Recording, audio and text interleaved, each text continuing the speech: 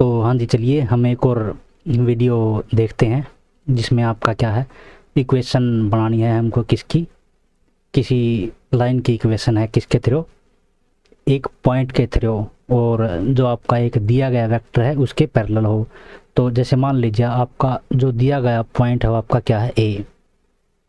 ठीक है भाई, ये आपका क्या है, गिवन पॉइंट है, गिवन पॉइंट है। किसी इक्वेशंस को बनाने के लिए अपने पास क्या होती है, एक तो पॉइंट होना चाहिए और एक कम से कम उसकी डायरेक्टेड होनी चाहिए, है ना, डायरेक्शन होनी चाहिए, अपने को पता होनी चाहिए। तो ये आपका गिवन पॉइंट हो गया, और ये जो मान लिया हमने क्या है, ये आपका ऐसा वेक्टर है जिसके पैरेलल हमको लाइन की इक्वेशन बनानी है। ठीक है भाई, तो ये आपका मान लीजिए कोई बी वेक्टर है। ओके, तो ये वाली लाइन मान लिया हमने, इसके थ्रू ये वाली लाइन अपनी बन गई।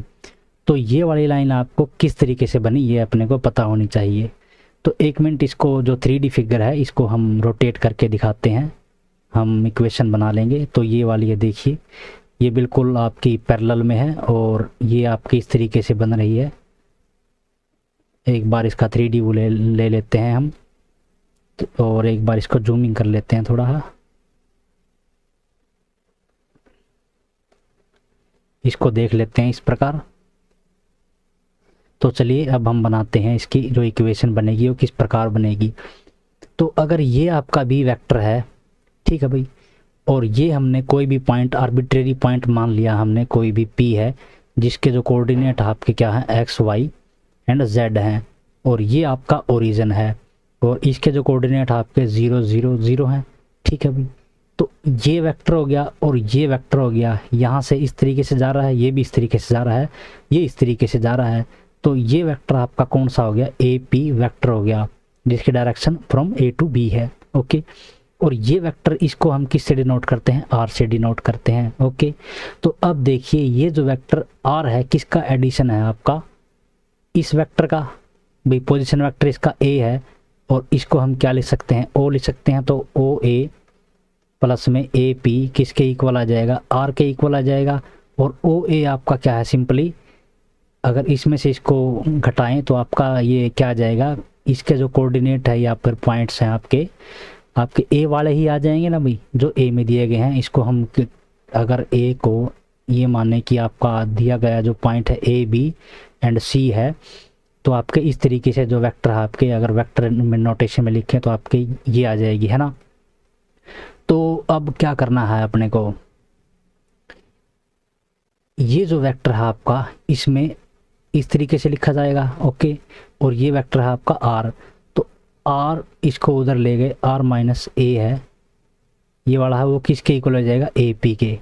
ठीक है भाई, और ए पी आपका सिंपली क्या है, ये जो वेक्टर बी दिया गया है इसके पैरेलल है, और पैरेलल का अपने को पता है भाई, अगर ये बी के पैरेलल है तो इसका कुछ ना कुछ आपका इसका ही मल्टीपल रहेगा ना।